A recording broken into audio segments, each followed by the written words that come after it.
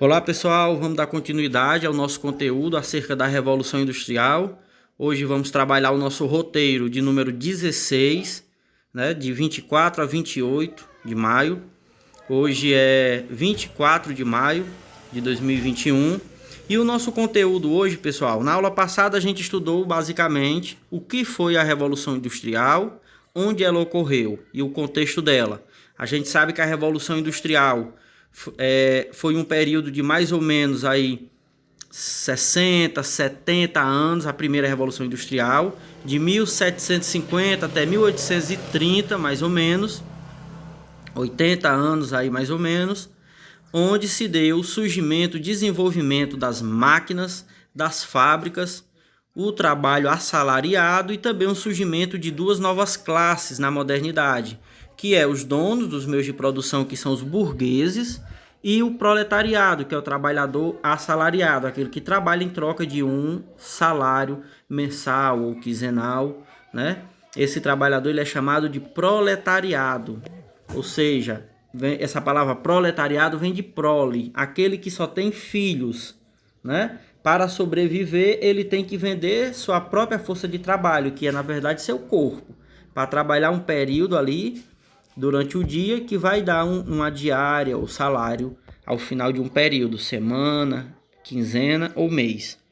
E hoje nós vamos aprender acerca da Revolução Industrial. O que compôs a Revolução Industrial? Como assim? Por que justamente a Inglaterra foi pioneira, a primeira no processo de Revolução Industrial? Então esse é o nosso foco hoje. Compreender o que fez parte da Revolução Industrial e por que justamente a Inglaterra foi a pioneira. O foco da nossa aula hoje será da página 100 até a 105 do nosso livro de História.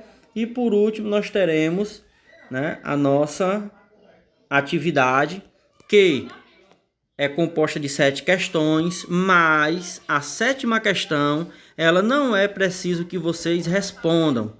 É sobre a Guerra do Ópio. Ela é preciso que você conheça sobre a Guerra do Ópio, que foi a guerra entre Inglaterra e o Império Chinês, o Império Inglês e o Império Chinês, acerca do comércio do ópio na China. Vamos ver isso um pouco melhor, Mas as demais questões, elas são de copiar e responder, menos essa 7ª, como eu disse, ela não precisa ser copiada nem respondida, apenas compreendida. Tá bom? Sobre a Revolução, nós já vimos algumas das características, como o surgimento das máquinas e fábricas, a produção em série, a produção acelerada e ampliada de mercadorias, Isso foi conseguido, obtido através das máquinas. A característica da máquina é que ela trabalha independente da força do ser humano, Não é a força humana que a energia que é propulsora da máquina. Ela é uma força fora do ser humano. No caso da máquina, o primeiro tipo de máquina a surgir, que deu início à Revolução Industrial Inglesa, foi a máquina a vapor. Ela funcionava a partir da energia obtida com vapor de água, que era canalizado por tubulações que fazia a máquina se movimentar. Cabia ao trabalhador o quê? Aí foi um dos impactos. O trabalhador é quem tinha que se adequar ao movimento, à velocidade da máquina, E o trabalho assalariado, que eram aqueles trabalhadores com o surgimento das máquinas e da produção nas fábricas.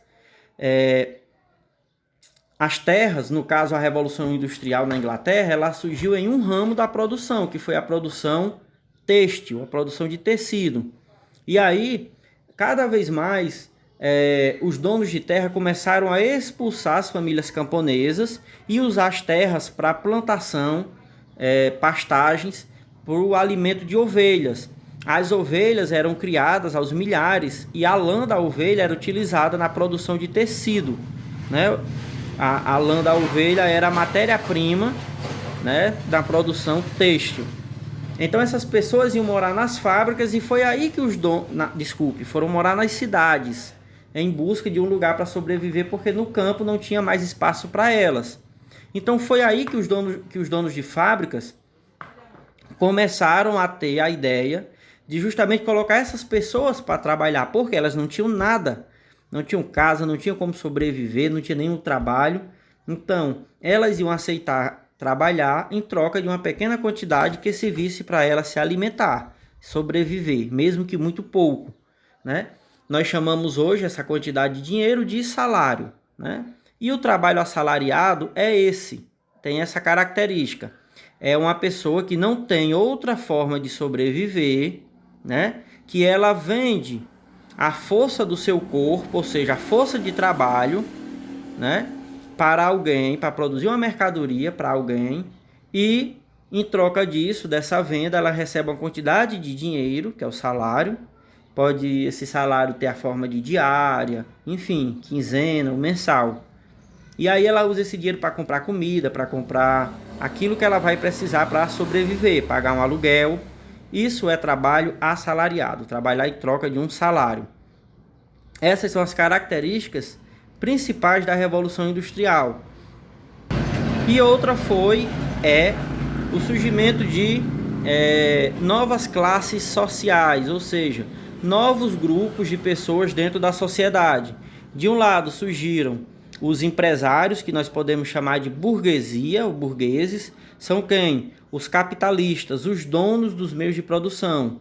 São donos das fábricas, das máquinas, dos bancos.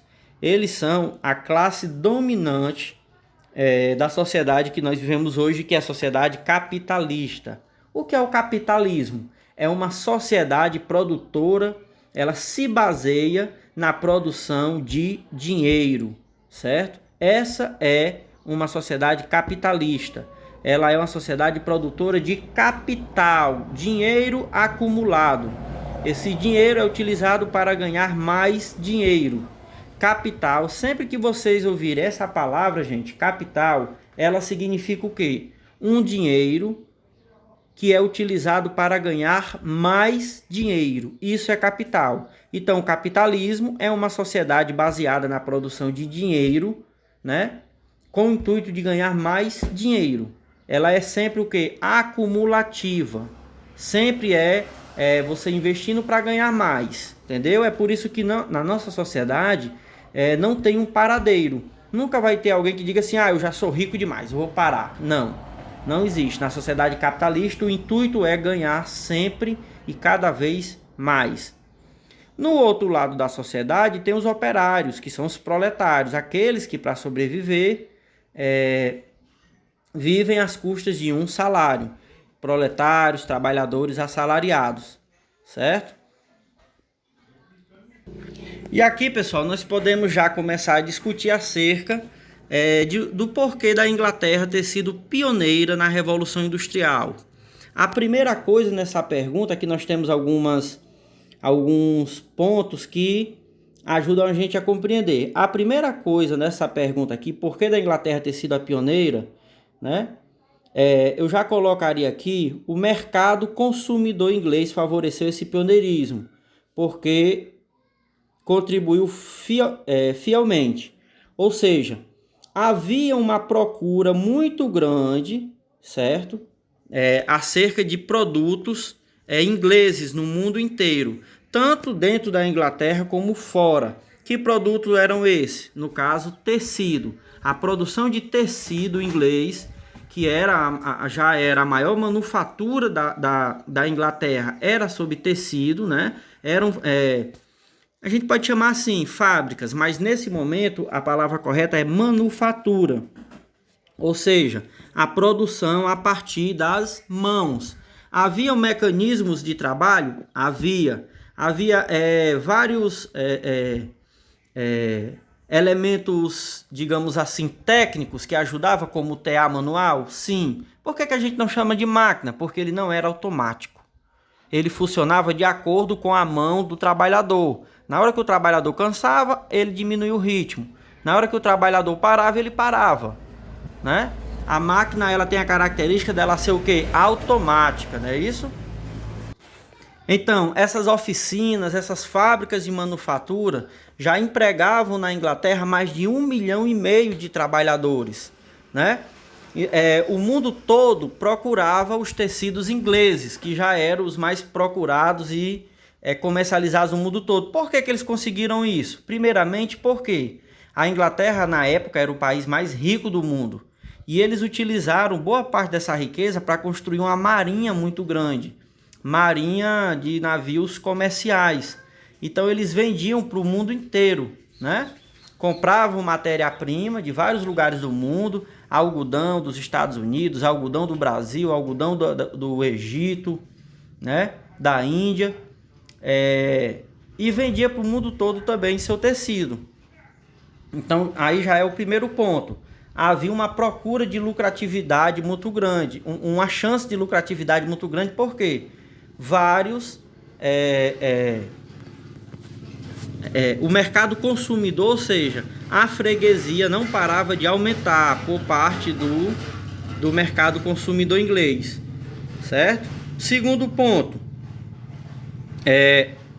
a burguesia, ou seja, os donos dessas manufaturas inglesas já tinham capital. O que é capital? A gente já sabe, né? Capital é dinheiro utilizado para ganhar mais dinheiro, né? Então a burguesia inglesa ela já tinha capital suficiente para financiar as fábricas, comprar matéria-prima e máquinas e contratar empregados. Olha só, o dinheiro sendo utilizado aqui para ganhar mais dinheiro, né? Entenderam agora do porquê da palavra capital, né? É esse dinheiro que serve para ganhar mais dinheiro. Como é que ele serviria aqui? Comprando matéria-prima, máquinas, contratando empregados, tudo isso para ganhar mais. Então, eles tinham a certeza de que se eles aumentassem a produção, eles iriam ter mais lucro, ia ter quem comprasse. Pronto, já foi 2 pontos. O terceiro elemento aqui mais importante. Aqui, ó. Deixa eu ver.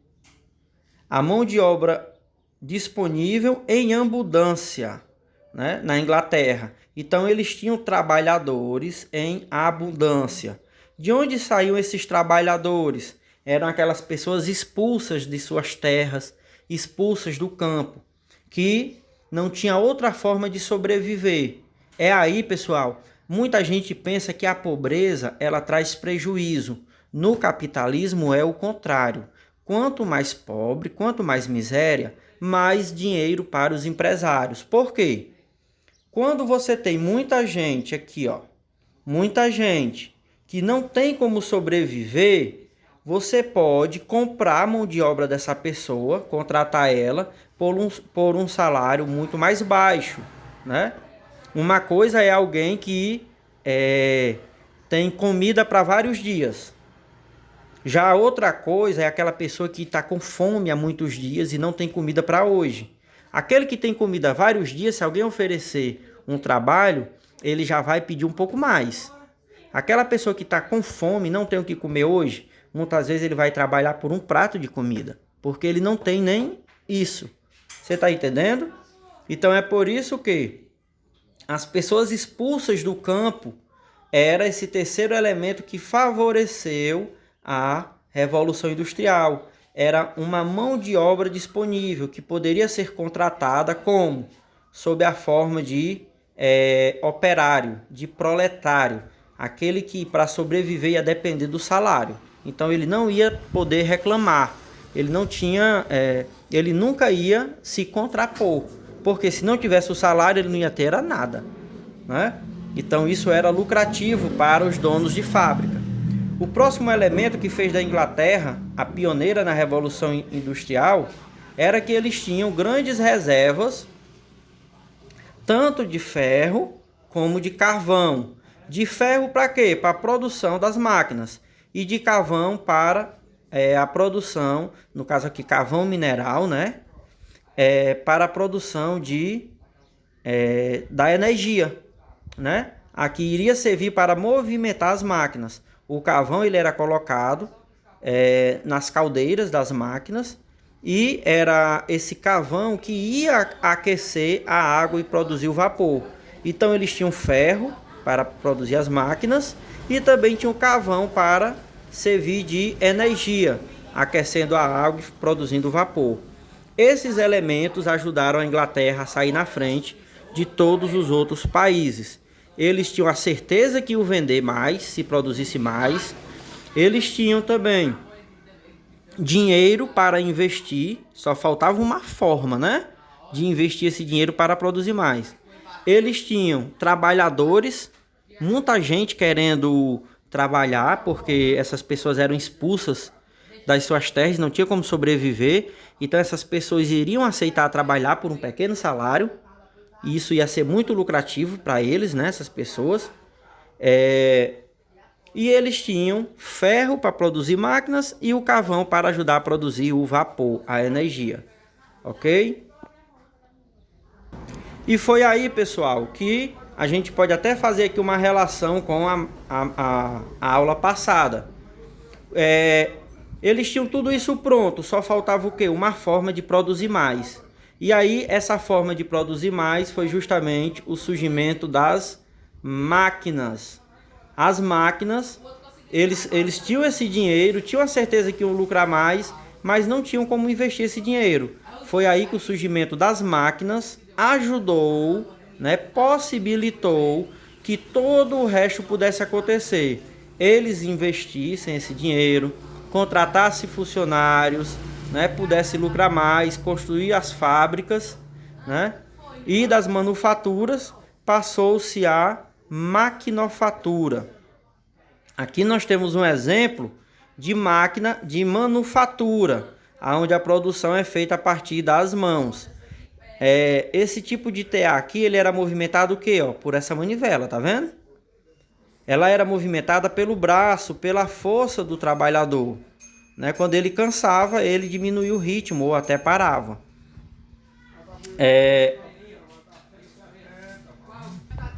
Mas aí foram as máquinas a vapor, nessa inovação tecnológica que permitiram, como vocês estão vendo aqui, ó, que permitiram automatizar a produção.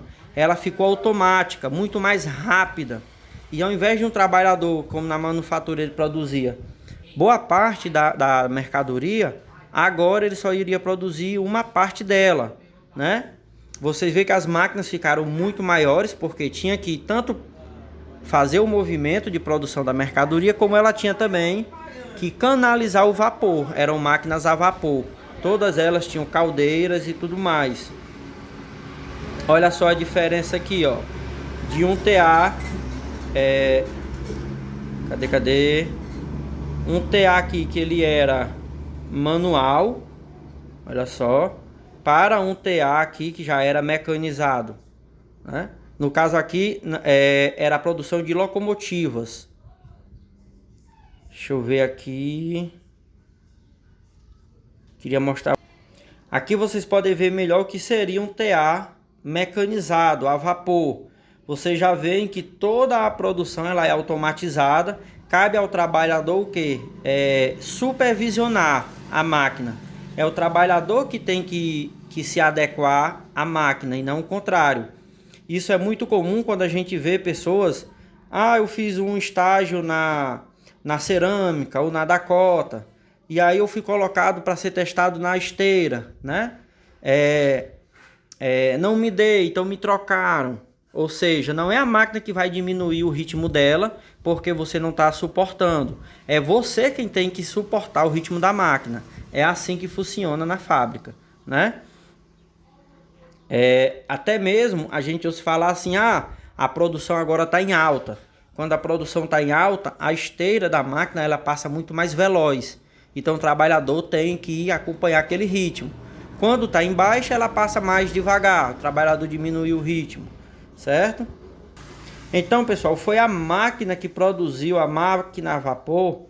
E aí James Watt é considerado o aperfeiçoador ou o inovador final da máquina a vapor, né? Que conseguiu aperfeiçoá-la e tornar ela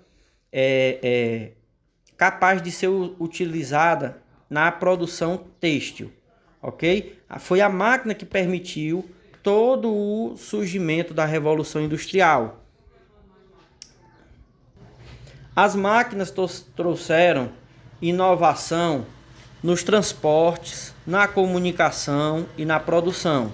Nos transportes, por exemplo, a gente teve o surgimento dos barcos a vapor, né, que eram longos barcos. Vocês podem ver aqui, funcionavam, né, a vapor, e o vapor movimentava essa roda, né, de madeira, que era geralmente situada no meio da embarcação.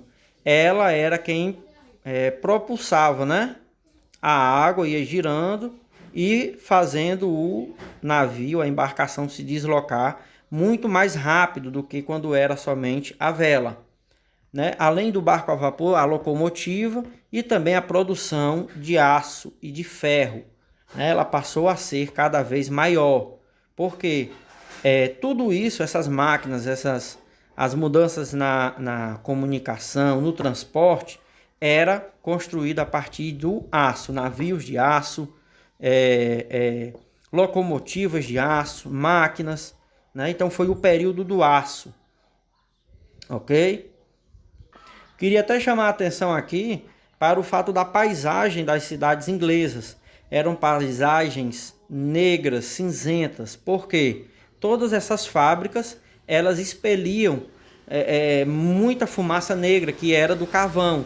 Hoje a gente sabe o quanto isso prejudicou e tem prejudicado a humanidade. Ela destrói a camada de ozônio, esse carbono todo lançado do carvão, destrói a camada de ozônio, o planeta fica mais quente, polui, né? Faz ocorrer o surgimento de chuvas ácidas, né? Além de tudo isso, o planeta fica mais quente, aquece os oceanos, muitas espécies de peixes deixam de existir, climas mudam, florestas morrem, rios, as geleiras também derretem com o aquecimento do planeta, né? Tudo isso, todos esses problemas começaram a partir da Revolução Industrial e a causa disso vocês já estão vendo aqui, né? Essas chaminés enormes, lançando, expelindo tudo isso. Aqui tem outro exemplo de embarcação a vapor. Como vocês podem ver, a roda era situada, né, ao meio da embarcação. Com o passar do tempo, né, é que foi desenvolvido a hélice, que aí passou a ser situada atrás da embarcação, né? Mas na época inicial, ela era essa roda gigante no meio da embarcação que funcionava como propulsor, né? Vocês podem ver aqui.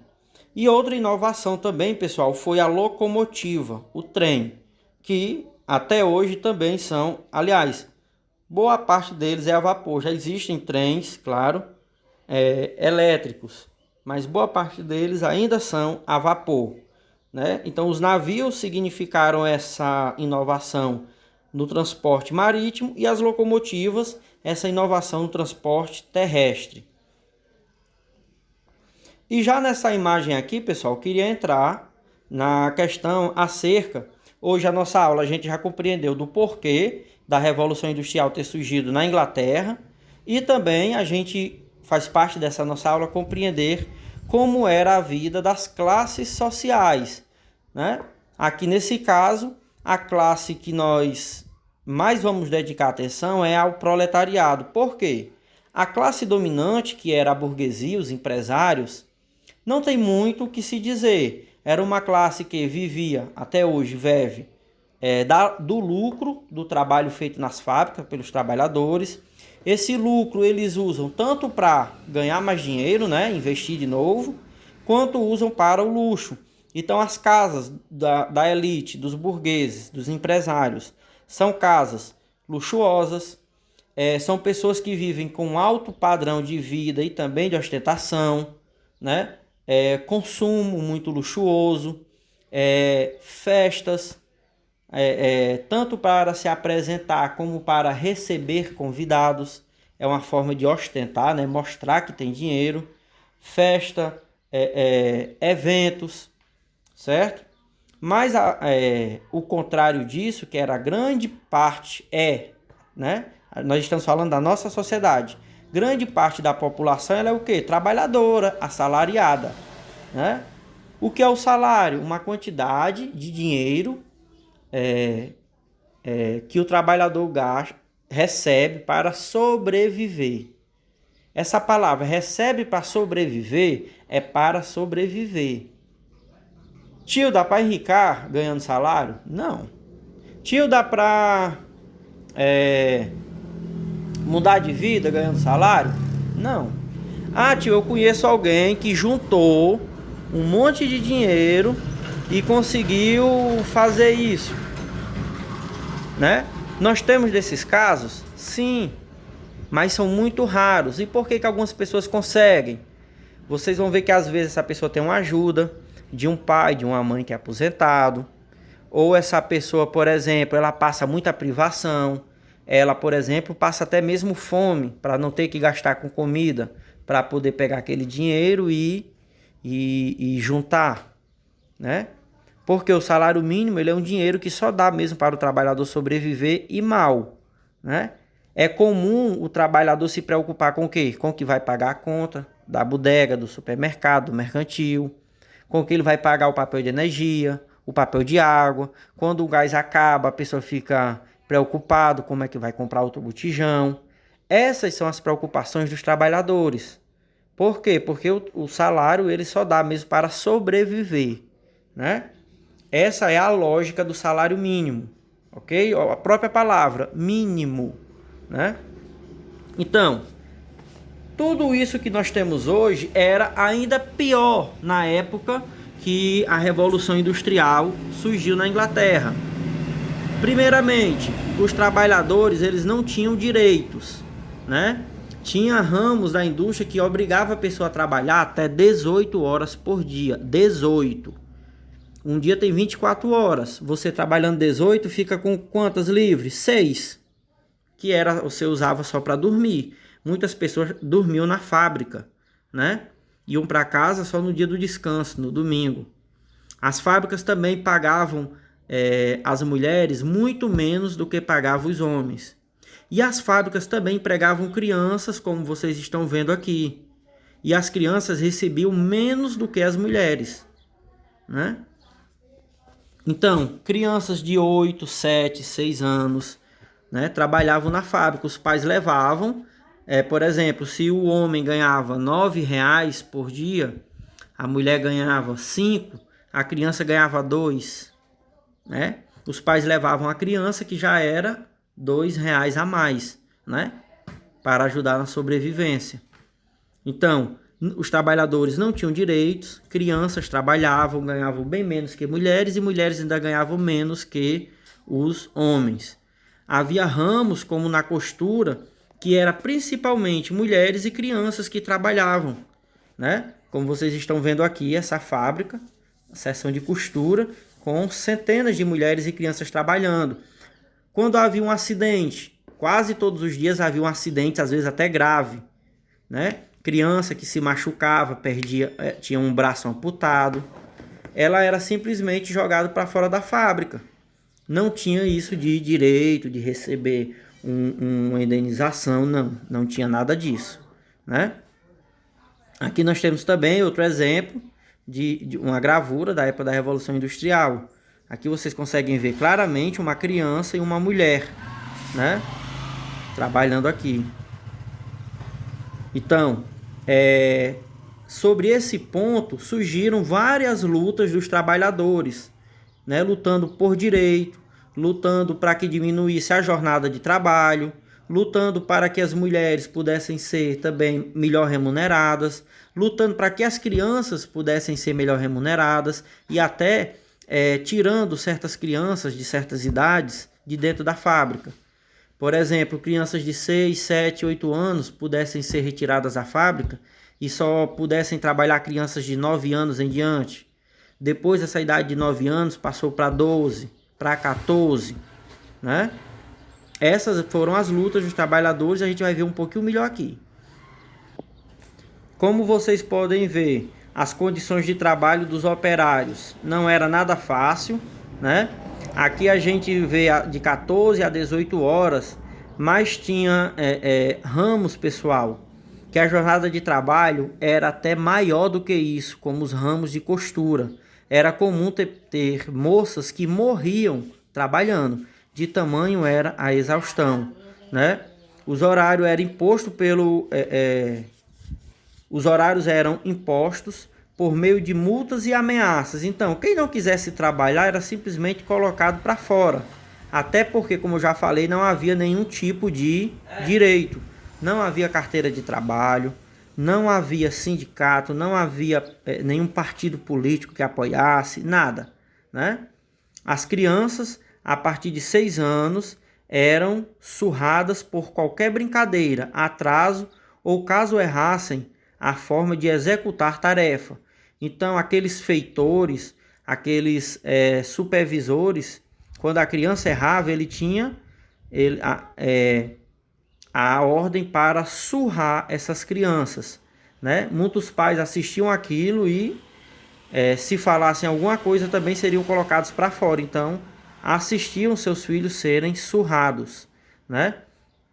Muitos pais até, acredito eu, né, que se indignavam, mas pensavam, é melhor um filho surrado do que morto de fome, né? Então muitos pais, muitas mães acabavam aceitando isso. E as mulheres e as crianças recebiam menos da metade do salário de um homem. Por isso eram mão de obra preferida dos patrões. Então repare que o intuito de tudo era lucrar, né? O intuito de tudo é lucrar. A sociedade capitalista, como eu já falei, é uma sociedade que se baseia na produção de capital, dinheiro para ganhar mais dinheiro. O intuito de tudo é o lucro, ok?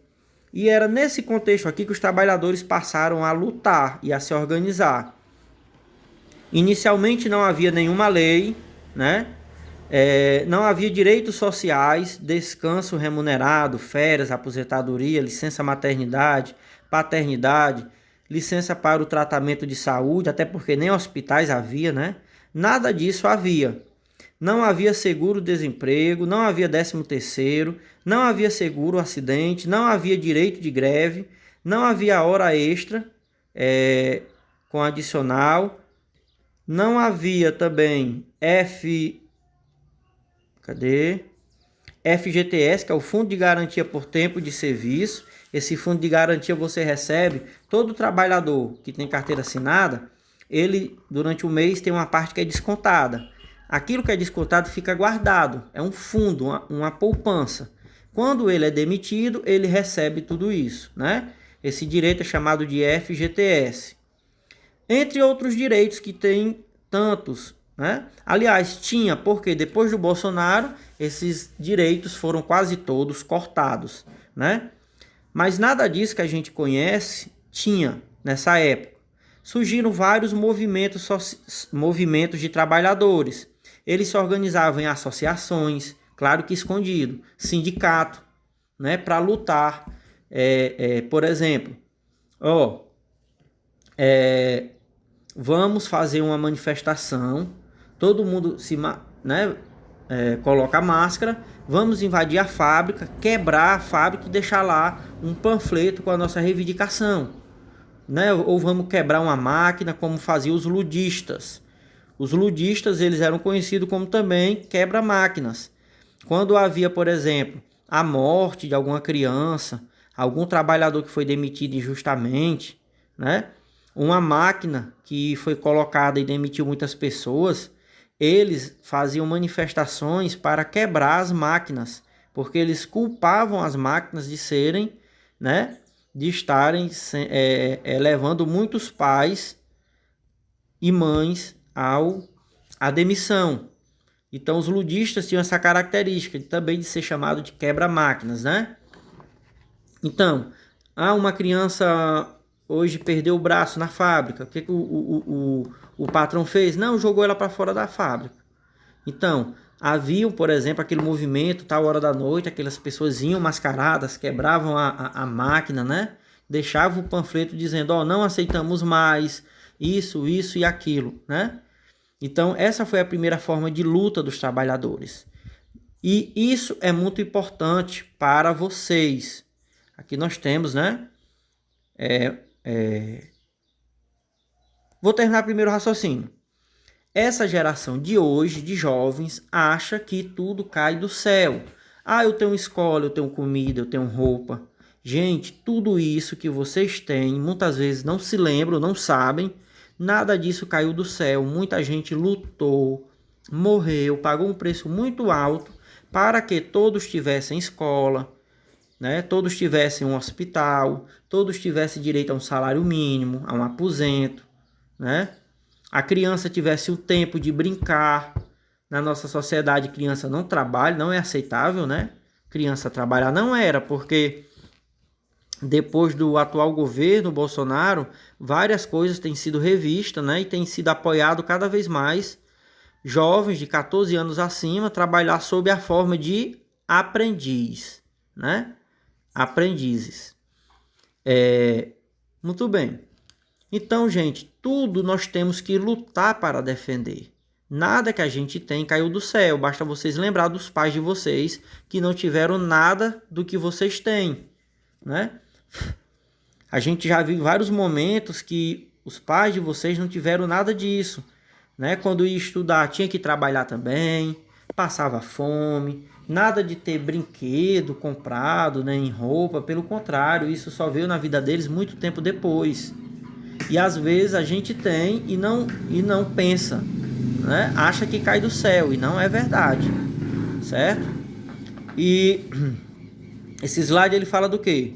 Um jornalista da época afirmou que os ludistas eram aqueles que comandavam a quebradeira de máquinas, baseado na história de Ned Ludd. Ned Ludd, né, foi um manifestante, um trabalhador revolucionário da época. Por isso o movimento ficou conhecido como ludismo, né, por referência a esse trabalhador. Uma personagem cuja existência é controversa.